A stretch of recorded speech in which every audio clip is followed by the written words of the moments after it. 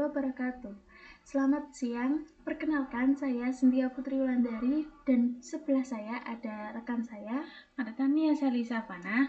Pada hari ini kami dari kelompok 3 akan memaparkan materi presentasi kami yang berjudul Konsep Dasar Perencanaan Pembagian Urusan Pemerintahan Bidang Pengolahan Lingkungan Hidup.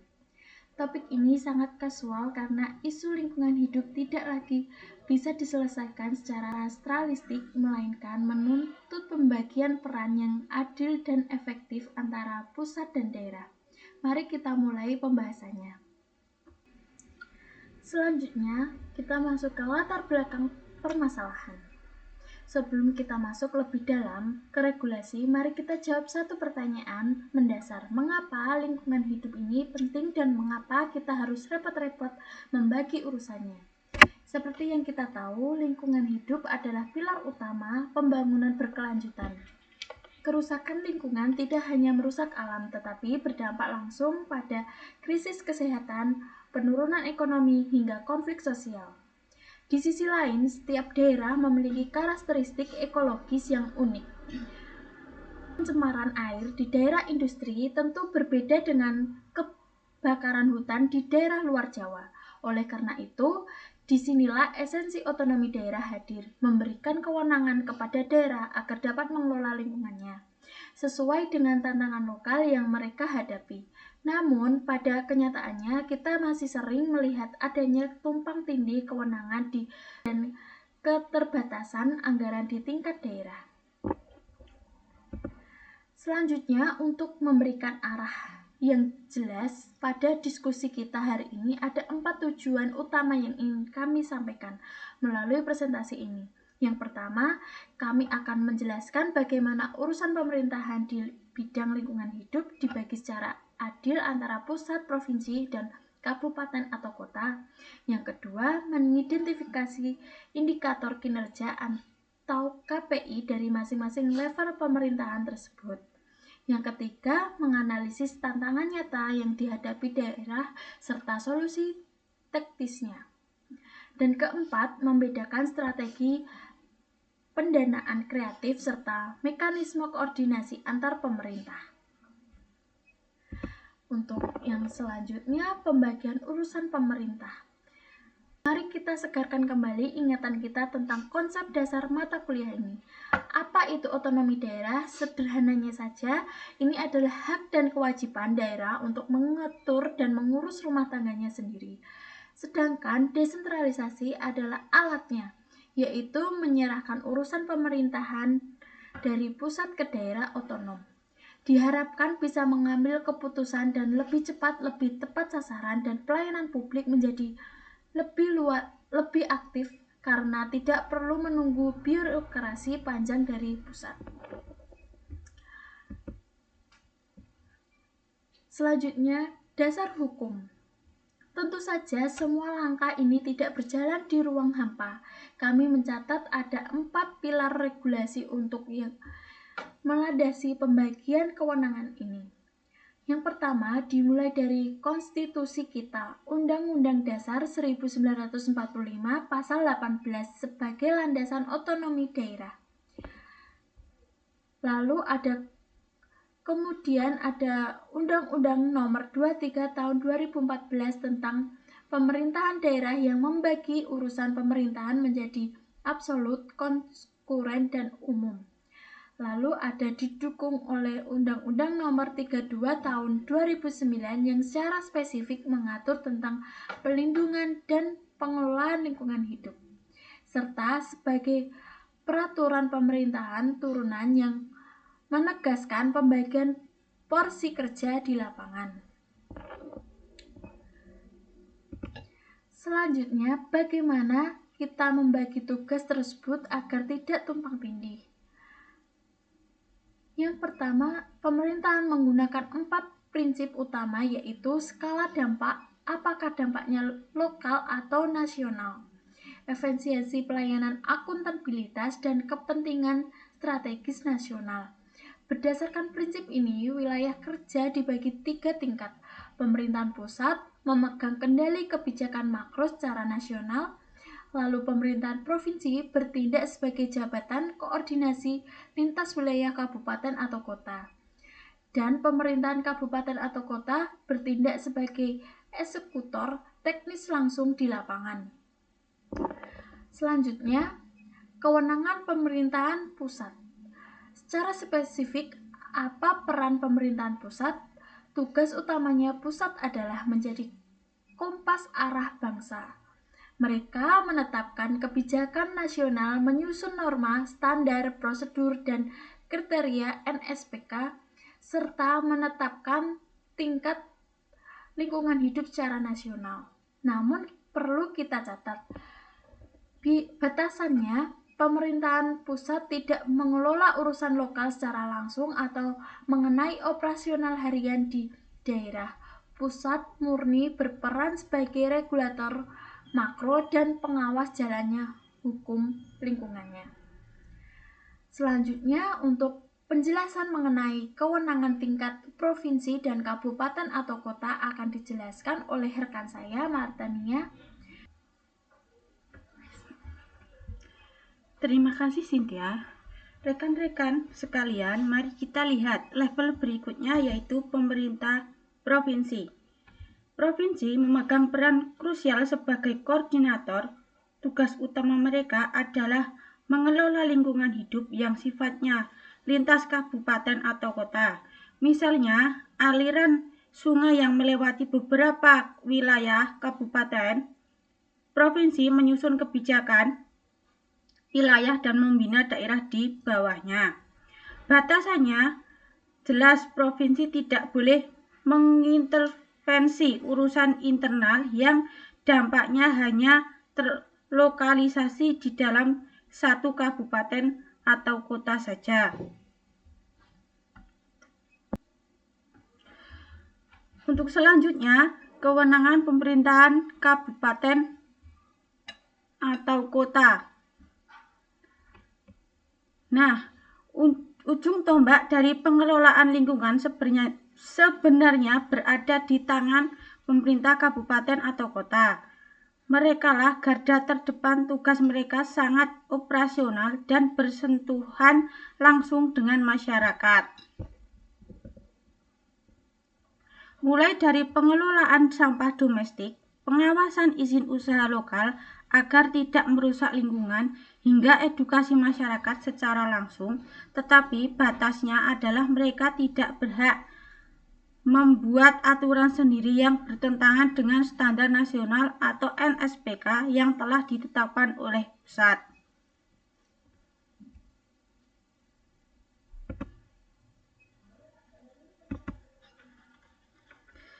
Untuk selanjutnya, Key Performance Indicator atau KPI. Untuk memastikan setiap langkah bekerja dengan baik, diperlukan indikator kinerja atau KPI yang jelas.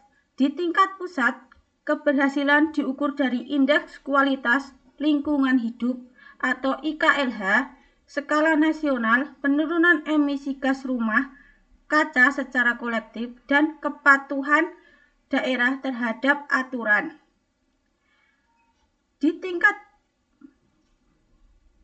provinsi, KPI-nya berfokus pada pencapaian target dengan kabupaten atau kota dan efektivitas koordinasi lintas wilayah.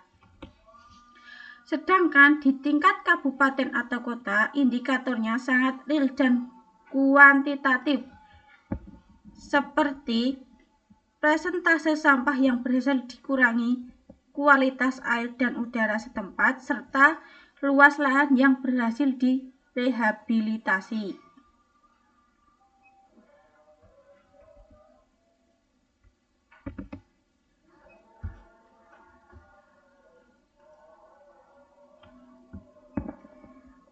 Selanjutnya, High Responsibility Law Authority atau tantangan kabupaten atau kota. Namun, disinilah letak ironi terbesar dalam otonomi daerah kita saat ini. Kita sering menghadapi situasi yang disebut Public Responsibility Law Authority. Pemerintah kabupaten atau kota dituntut memikul tanggung jawab yang sangat besar terhadap kelestarian lingkungan lokalnya. Tetapi di sisi lain, mereka menghadapi tombak besar berupaya keterbatasan anggaran, kewenangan regulasi yang terbatas, pasca Undang-Undang Cipta Kerja, minimnya kualitas SDM ahli lingkungan, dan infrastruktur penunjang yang belum memadai. Hal ini membuat pemerintah daerah sering kali kesulitan bergerak.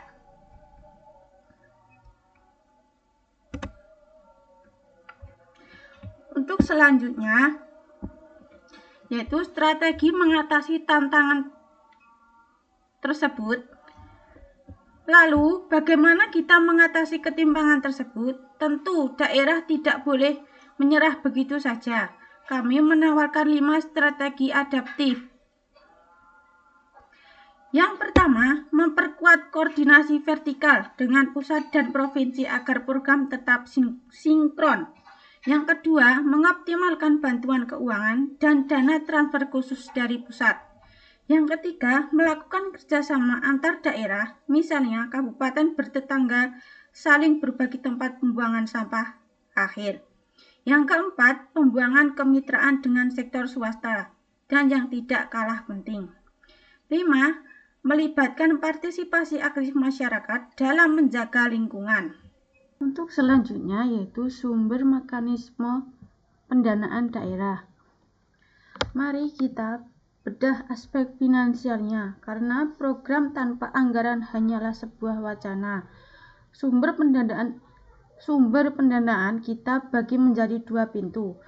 Pintu pertama adalah sumber pendanaan utama yang bersumber dari anggaran negara seperti APBD, dana alokasi khusus atau DAK dari pusat, dana transfer berbasis kinerja, bantuan provinsi, hingga alokasi dana desa. Pintu kedua adalah pendanaan inovatif atau alternatif. Ketika tidak bisa hanya bergantung pada uang negara yang terbatas, daerah harus mulai melihat dana CSR, perusahaan swasta, kerjasama pemerintah, dan badan usaha atau KPBU, green financing, penerbitan green bond atau obligasi hijau, atau bahkan mengajukan proposal dana hibah internasional. Dan untuk selanjutnya adalah sumber dan alternatif pendanaan. Secara lebih mendalam, strategi ini menitikberatkan pada pergeseran pola pikir daerah dari yang tadinya pasif menunggu anggaran APBD menjadi aktif mencari peluang pendanaan inovatif. Kolaborasi antara sektor publik, swasta, dan donor internasional adalah kunci utama pembiayaan pembangunan lingkungan hidup di masa depan. Untuk selanjutnya, harmonisasi belanja pusat dan daerah. Masalah klasik lainnya adalah pemborosan anggaran akibat tidak adanya keselarasan. Oleh karena itu, diperlukan harmonisasi belanja, rencana jangka panjang dan menengah nasional atau RPJPN dan RPJMN harus selaras dengan rencana jangka panjang dan menengah daerah RPJPD dan RPJMD. Jika pusat ingin menurunkan emisi, daerah harus mengalokasikan anggaran untuk menanam pohon, bukan untuk hal yang tidak relevan. Harmonisasi ini penting demi mencegah duplikasi program dan memastikan efisiensi anggaran. Untuk selanjutnya yaitu koordinasi vertikal. Bagaimana memastikan hubungan vertikal ini berjalan mulus? Kita memerlukan rantai komando koordinasi yang kokoh. Pemerintah pusat menurunkan target makro kepada pemerintah provinsi. Provinsi kemudian memecah target tersebut ke kabupaten atau kota secara proporsional. Hubungan ini diimplementasikan melalui penyusun target bersama, monitoring, evaluasi berkala, pembinaan teknis, dan pengintegrasian sistem informasi lingkungan yang saling terhubung. Untuk selanjutnya yaitu koordinasi horizontal. Selain koordinasi ke atas dan ke bawah, koordinasi ke samping atau horizontal juga sama pentingnya. Lingkungan hidup ini dinamis dan melibatkan banyak sektor. Dinas lingkungan hidup tidak bisa bekerja sendirian tanpa koordinasi dengan Bapeda untuk perencanaan, Dinas PUPR untuk infrastruktur tata air, atau Dinas Petani dan Kehutanan. Di luar pemerintah, koordinasi horizontal ini juga merangkul dunia usaha lewat CSR dan komunitas masyarakat seperti bank sampah lokal.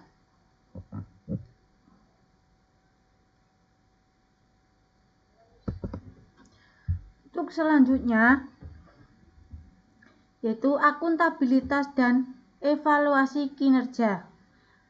Rekan-rekan sekalian, sistem otonomi yang baik adalah sistem yang menuntut akuntabilitas. Sudah saatnya kita mengubah indikator keberhasilan kepala daerah. Evaluasi kepala daerah tidak boleh lagi hanya dinilai dari seberapa besar penyerapan anggaran APBD mereka, karena serapan tinggi belum tentu menghasilkan lingkungan yang bersih. Evaluasi harus berbasis outcome. Apakah IKLH daerahnya naik? Apakah pencemaran berkurang? Apakah luas ruang terbuka hijau bertambah? Inilah esensi akuntabilitas yang sebenarnya. Untuk selanjutnya yaitu tantangan dan solusi pengelolaan. Sebagai rangkuman dari analisis kami, tantangan seperti tumpang tindih regulasi, keterbatasan dana, dan rendahnya kesadaran masyarakat harus dijawab dengan solusi konkret. Penguatan koordinasi lintas sektor, pemanfaatan teknologi digital untuk integrasi data lingkungan, serta kolaborasi erat antar pemerintah, swasta, dan masyarakat sipil.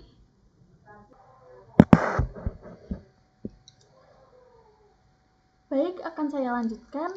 Sebagai kesimpulan, pengelolaan lingkungan hidup yang efektif di era ekonomi daerah ini memerlukan 4 pilar utama, yaitu pembagian kewenangan yang presisi, pendanaan yang inovatif, koordinasi yang kuat secara vertikal dan horizontal, serta akuntabilitas yang berbasis pada hasil nyata. Demikian pemaparan materi dari kelompok kami. Semoga materi ini dapat memperluas berpikir kita tentang bagaimana menjaga kelestarian lingkungan hidup dalam bingkai otonomi daerah yang sehat. Terima kasih atas waktunya. Ada kurang lebihnya mohon maaf. Assalamualaikum warahmatullahi wabarakatuh.